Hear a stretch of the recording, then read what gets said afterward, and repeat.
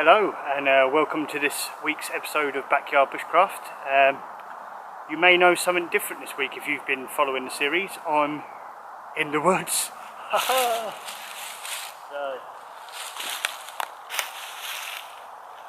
So if you haven't been following the series already, my name's Steve and I've put together a couple of little tutorial videos to teach you guys when you go out in the woods or just generally out and about on how to do things bushcrafty and sort of just being outdoors. So in this video we're going to be looking at how to do a leave no trace fire, so that'll include what bits of wood to collect, how to prepare the floor, and etc. Everything you need to know to do a fire from start to finish and clean it up as if it's never been there, so how it should be done.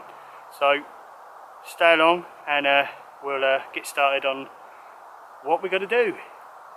You can see I'm really happy. I'm in the woods, so it's much better than my garden. So the main thing you want to do before you even think about collecting wood or anything like that is find a location, find something suitable. Depends on what country you're in. In this country it's kind of like as far away from civilization as possible so you don't get spotted, but the tendency to smoke just gives you away. But I've got a really good location today. This is literally on my doorstep, literally 5 minutes walk, so it is essentially my backyard.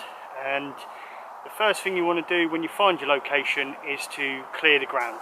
You don't want any leaf litter, anything like that lying around that could potentially ignite and set the woods on fire, really, and just sort of ruin an occasion that you thought was going to be good and turn it into a possible lawsuit. So yeah, like I say, kick a good amount of leaf litter or obstacles or bits of wood that you got out the way, and make a decent amount of space for yourself. So one main other thing you might need to take into account is that you found a location, you clean the area, that's all good.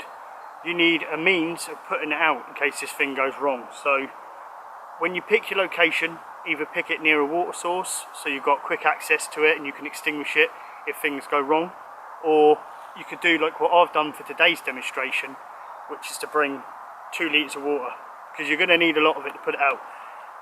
If your fire ain't cold or slightly warm, then you're not leaving it the way it should be.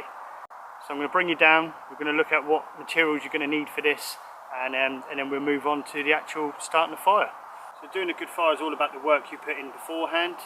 If you haven't got the right materials, you haven't got enough of everything, then you're not just going to turn up, light a fire, a couple of twigs, and it's all going to be hunky-dory. You're going to need what we call the 3 stages. So 3 stages, we have fine twigs that you can get from sort of dead standing trees. Then we have slightly bigger ones. You can get them same sort of way off of dead standing things. Just try and find anything that's dead, that's basically off the floor.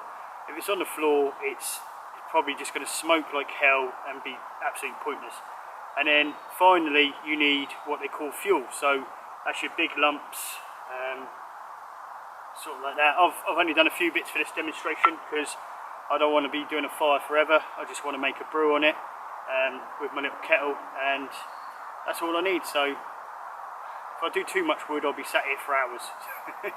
So right, we'll bring you down and we'll show you the process of how we light it using, I've managed to get birch bark, because everywhere where I live is birch bark. So if you haven't seen how I do birch bark and you want to look properly again, I have got the video before this and another video that I've done probably a year or 2 ago. So right, let's get down here and we'll sort it out. So if you were going to do this where the ground's quite wet, what I would advise is laying a load on the ground to keep it off the damp. In this scenario the ground's pretty good, so I'm just going to use this one piece just so I can strike the birch bark up. So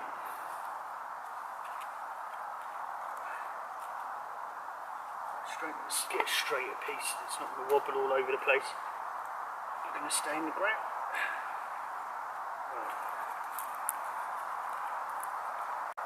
Have everything you need to hand quite close to you, otherwise you're just going to be getting up, running back and forth, and it's just a pain. So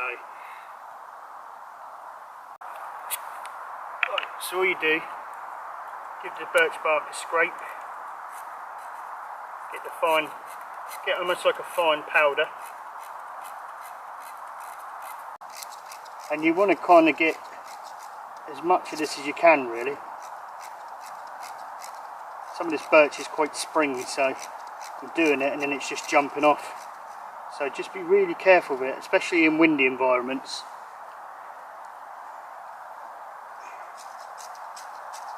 All you want is enough really for it to ignite. I'm going to put it on this bit of wood.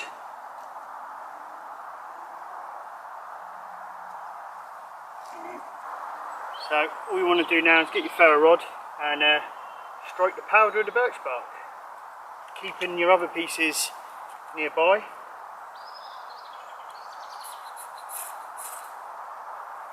That's going to take really quickly.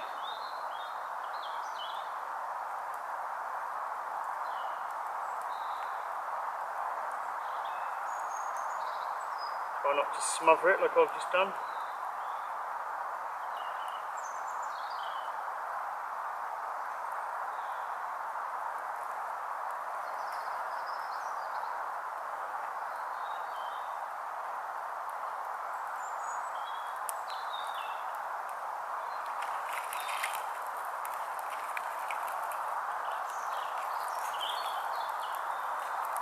And then you can just build your birch up, that'll get it going. And then you want to get a piece of wood like this, just put it to the side. So once all that birch is going, you just want to get your kindling and just lightly place it over there. And when I said about this piece of wood there, that's to lift it up to give it an air gap. If you feel like it's not taking, then just lift it gently, and that'll let more air.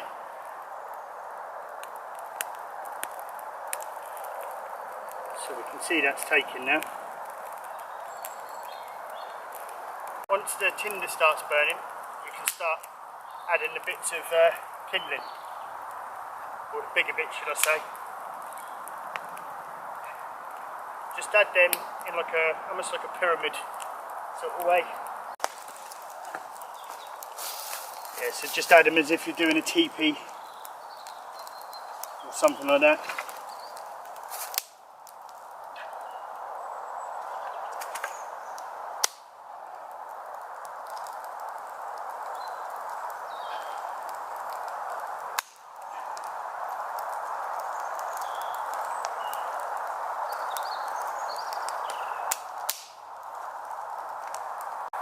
It's kind of all a process really of building it up more and more. Just gradually introduce from the smaller bits of wood up to the bigger bits of wood.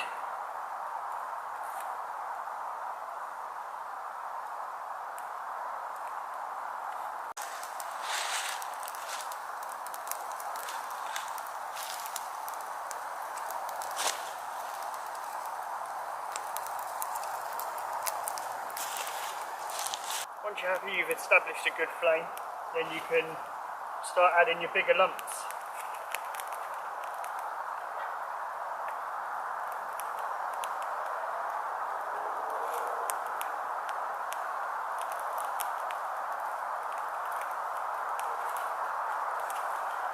Okay.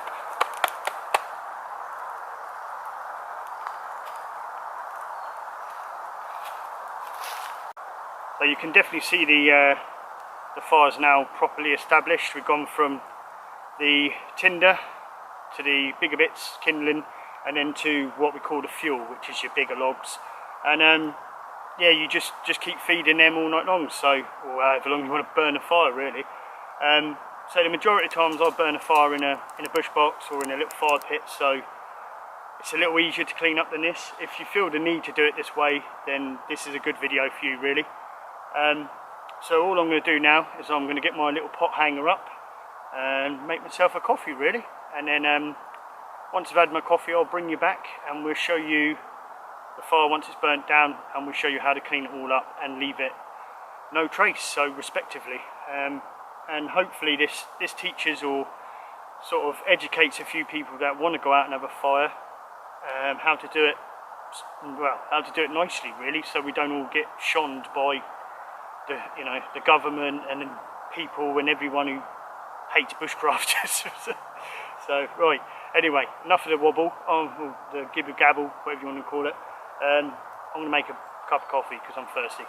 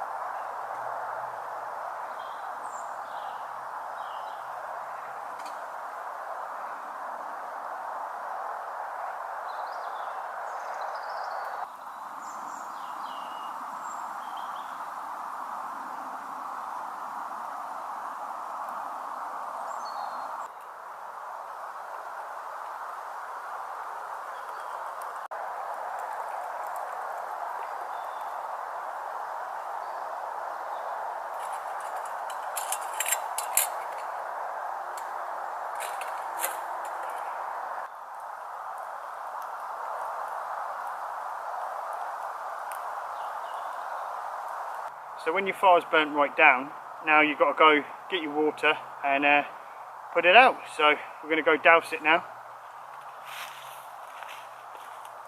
The trick is not to flood it, it's just to sprinkle it basically. Sprinkle it all over the area. Just make sure you're doing the surrounding ground where the fire's been, made the ground hot.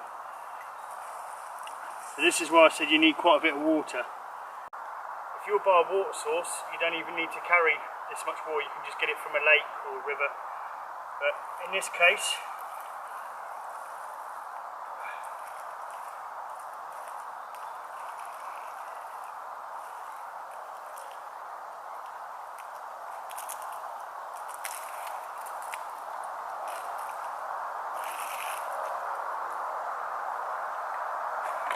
you just want to get a stick, give it a good old mix, get all the water in there.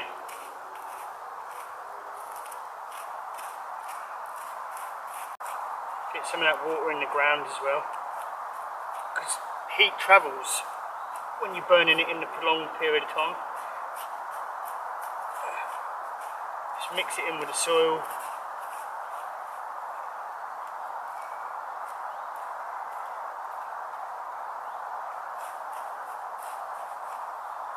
So once you're happy the fire's out, and just feel the ground, make sure it's not warm. So that's cold.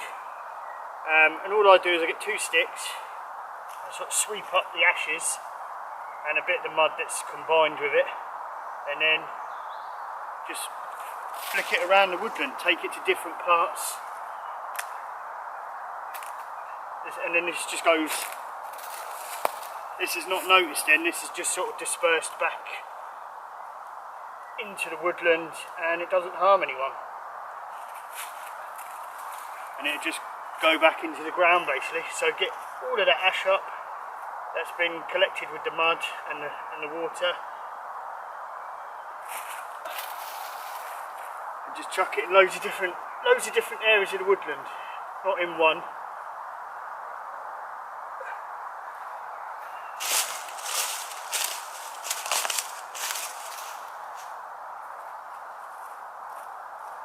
And for anyone who's sort of not done fires before, and you kind of think I'm just sort of chucking the crap all over the place, essentially you are, but you're not leaving it in a big heap on the ground, you're actually mixing it with the soil and you're dispersing it evenly all around the woodland. So when you walk around the woods, you wouldn't even notice it.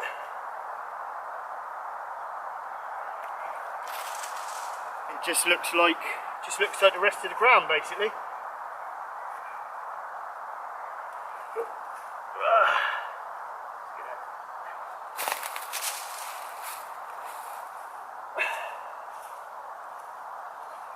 where it's mixed with the soil, it doesn't look like ash.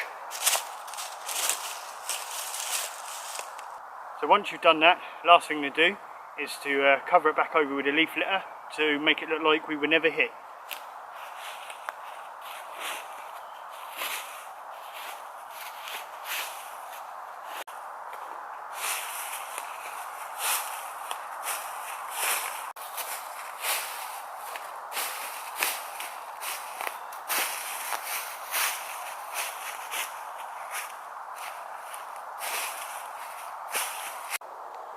So there we go.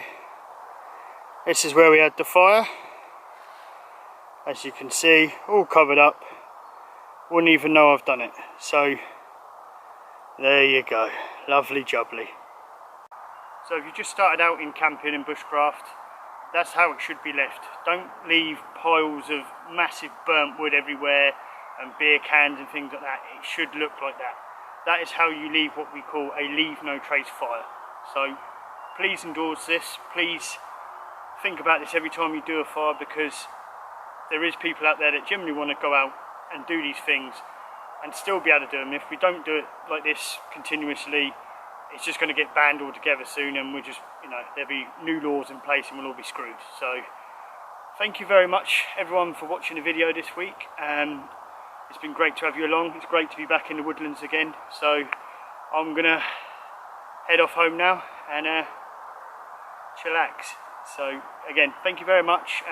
Next week I'll probably do a bit of a pot hanger. We'll learn how to do a pot hanger, because obviously today we did a pot hanger, but we'll do a better one that's easier for you to use, or we'll do a few. We'll see what they're like. So thank you very much for watching, and I'll see you all again next week. Ta-da.